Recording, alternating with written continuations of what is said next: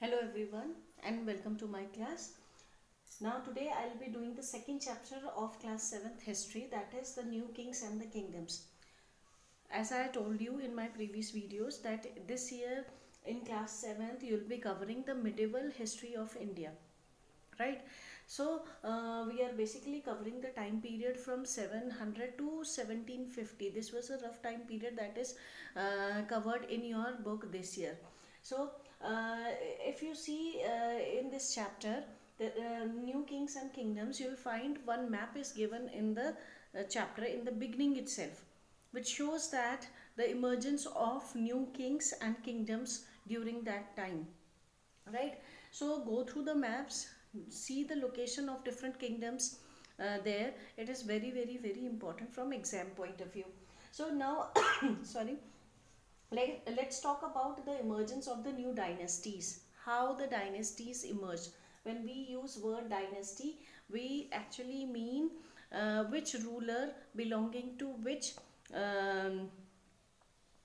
इसका डायनेस्टी का मतलब होता है कि किसी रूलर ने शासन शुरू किया और उसके जो वंश के लोग हैं उसे आगे कैरी ऑन करते गए, यानी इसको हम हिंदी में राजवंश कह सकते हैं, राइट? इंग्लिश में dynasty we use. Now emergence of new dynasty during this time, we see the by the beginning of the 7th century, there was a period when landlords and chiefs were ruling India, right? जो जो भी राजा हुए इस समय, वो जो भी शासक हुए वो पहले बड़े बड़े जमींदार, मतलब not zamindar, we can not use word zamindar, लेकिन उनके पास बहुत बड़े बड़े लैंड्स थे और वो चीफ्स रहे होंगे, राइट? उनके लिए एक शब्द यूज किया है हिस्टोरियंस ने, सामंत. उन्हें सामंत बोला जाता था. और ये सामंत समय के साथ इतने पावरफुल हो गए क्योंकि लैंड इनके पास था, वेल्थ इनके पास थी, पैसा था, तो इन्होंने अपने आप को बहुत स्ट्रॉन्ग कर लिया था. कई बारी सामंत जो थे, जब हम राजाओं के दरबार में भी सामंतों को देखते थे, ये इतने पावरफुल हो गए थे कि इनका जो मेन काम था वो लोगों से जो भी लैंड उनके अंडर है वहाँ से टैक्स कलेक्ट करना और तब राजा को देना, राइट? और समय समय पे राजा को गिफ्ट्स पहुँचाना. लेकिन साथ ही साथ ये अपने अंडर एक आर्मी तैयार करते थे. जब राजा को कोई लड़ाई करनी होती थी तो वो सामंत से आर्मी मांगता था. तो यानी पैसा इनके पास था, लैंड इनके पास था, आर्मी इनके हाथ में थी, तो ये इतने प्रोमिनेंट हो जाते थे कि अगर अगर ये शस्त्र उठा लेते थे अपने राजा के खिलाफ ही और खुद अपने आप को राजा डिक्लेयर कर देते थे. ऐसा हम एक बहुत अच्छा एग्जाम्पल है राष्ट्रकूटा डायनेस्टी का. राष्ट्रकूटा का जो फाउंडर था दंती दुर्गा. ये राष्ट्रकूटा मिड 8th सेंचुरी में चालुक्य जो किंगडम थे कर्नाटका रीजन में, वहाँ पे चालुक्य राजाओं के अंडर ये लोग काम करते थे, राष्ट्रकूटास. और जो दंती दुर्गा है उसने अपने आप को इतना स्ट्रांग बनाया, ये भी सामंत था, इसने अपने आप को इतना स्ट्रांग बनाया कि अपने ही राजा के खिलाफ विद्रोह किया and ultimately he declared himself the new ruler and started the dynasty called Rashtrakutas. अपने एक नई राजवंश की शुरुआत की, राष्ट्रकूटास. न किसी को भी इस तरह से राजा बन जाना क्या जनता एक्सेप्ट करेगी? ऐसे एक्सेप्टेंस के लिए, जनता के एक्सेप्टेंस के लिए ये जो सामंत होते थे, जो अपने आप को राजा बनाते थे, ये एक धार्मिक मोहर लगा लेते थे अपने ऊपर कि हमें रूल करने के लिए भगवान ने बनाया by performing various sacrifices, by performing various religious rituals. वो कई तरह के यज्ञ करवाते थे ब्राह्मणों द्वारा, सो दैट वो अपना क्लेम टू द थ्रोन उसको प्रोमिनेंट कर सके. वो ये जनता को उनके बीच ये स्टैब्लिश कर सकें कि उन्हें ईश्वर ने चुना है रूल करने के लिए, चाहे वो क्षत्रिय हैं चाहे नहीं हैं. तो राष्ट्रकूटा रूलर जो दंती दुर्गा था, जिसने इसी तरह से अपने एक सामंत होने के बावजूद उसने अपने ही राजा को हरा के जो है खुद को राजा बनाया था. तो ही परफॉर्म्ड अ यज्ञ कॉल्ड हिरण्यगर्भा. ये एक यज्ञ हुआ करता था, ब्राह्मणों द्वारा इसने यज्ञ करवाया और जनता को ये शो किया कि इस यज्ञ को करने के बाद जो है वो इंसान जो है वो क्षत्रिय बन जाता है, वो उसे शस्त्र उठाने की परमिशन हो जाती है, वो अपने लोगों की रक्षा कर सकता है। इस तरह का धार्मिक एक बिलीफ जो है लोगों में इस्टेब्लिश किया ताकि लोग उसे अपना राजा मान लें। So you can by discussing this example you can see the people who were not by origin Kshatriyas, they became Kshatriya.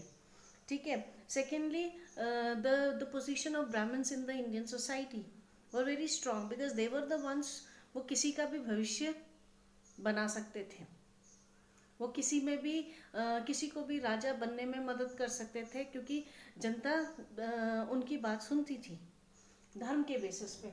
So this was happening in India at that time.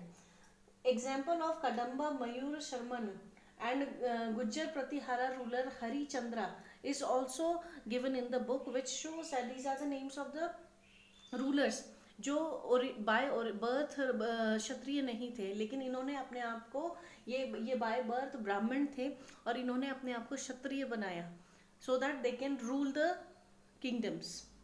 Right, so these examples shows that Samanta जो अपने नाम के आगे बड़े बड़े title लगाते थे, महासामंता, right, और महामंडलेश्वर, these were the titles taken by Samanta जो अपने आप अपनी अथॉरिटी अपनी पावर को लोगों के सामने दर्शाना चाहते थे. तो जो इस टाइप की जो ये यज्ञ परफॉर्म करके जो अपने आप को ब्राह्मण मतलब क्षत्रिय बनाते थे, डिक्लेयर करते थे और लोगों द्वारा अपने को राजा मनवाते थे. So this was happening in India at that time.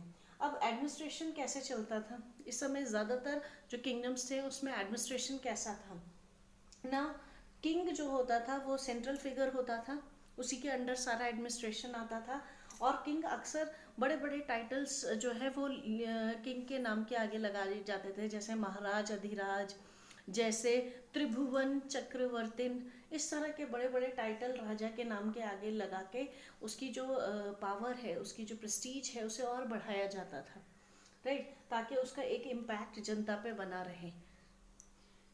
Samanta collected revenues, जो सामंत इनके मिनिस्टर्स जो होते थे, जो चीफ्स होते थे, ये जगह जगह से रेवेन्यूज कलेक्ट करते थे लोगों से, उसको राजा तक पहुंचाया जाता था. And that revenue is used for various purposes. जैसे कि राजा ने लड़ाई लड़नी है, लड़ाई का जो भी खर्चा है वो इस रेवेन्यू से आता था.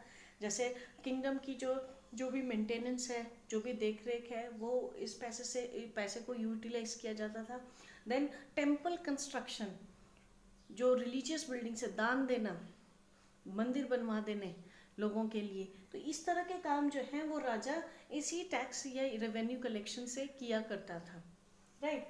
देन वी टॉक अबाउट ये जो भी हम इंफॉर्मेशन बता रहे हैं सामंतों के बारे में, about the kings, how they performed यज्ञस, how they establish their authority among the people, ये सारी चीज़ें हम किस बेसिस पे कह रहे हैं? What are the sources for this information? We get the sources from प्रशस्तीज एंड लैंड ग्रांट्स. प्रशस्ति क्या होती है? प्रशस्ति होती है जो राजा की प्रशंसा में लिखी गई हो, right. Earlier what kings used to do, they appoint court poet or writers in their courts. अपने राज दरबार में वो राइटर्स और पोइट्स को अपॉइंट करते थे.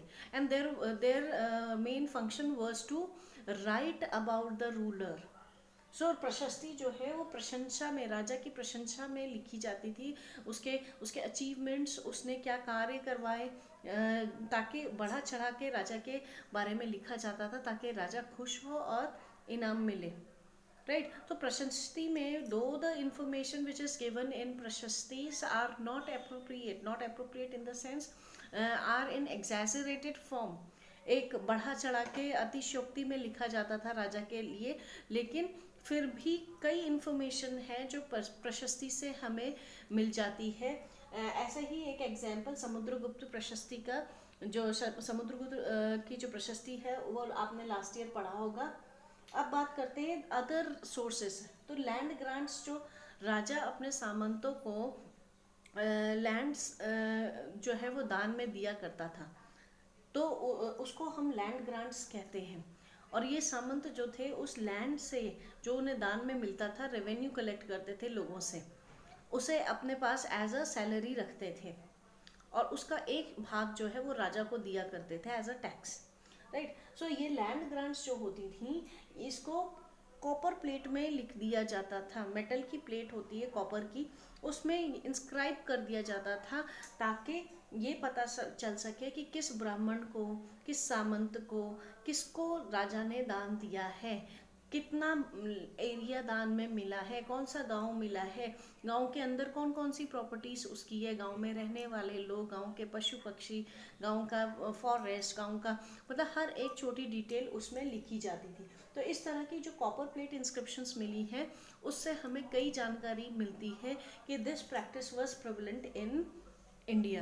Land grant practice was prevalent in India, and in most of the cases, these land grants were given to Brahmins, to the chiefs, to the nobles of the ruler. जो भी राजा को खुश करता था तो राजा इसी तरह से लैंड ग्रांट्स दिया करता था और उसका एक प्रॉपर कॉपर प्लेट में लिख दिया जाता था कि इस तरह की जो है भूमि दान में दी गई है राजा द्वारा। तो इनसे हमें इंफॉर्मेशन मिलती प्रशस्तीज एंड लैंड ग्रांट से कि ये सारी चीज़ें इंडिया में उस समय होती रही होंगी। So this is all about the new dynasties जो इस तरह से इमर्ज हुई इंडिया में इस समय में। Will be discussing more about these dynasties in the upcoming videos, so please wait, view, watch, and please subscribe this channel. Thank you.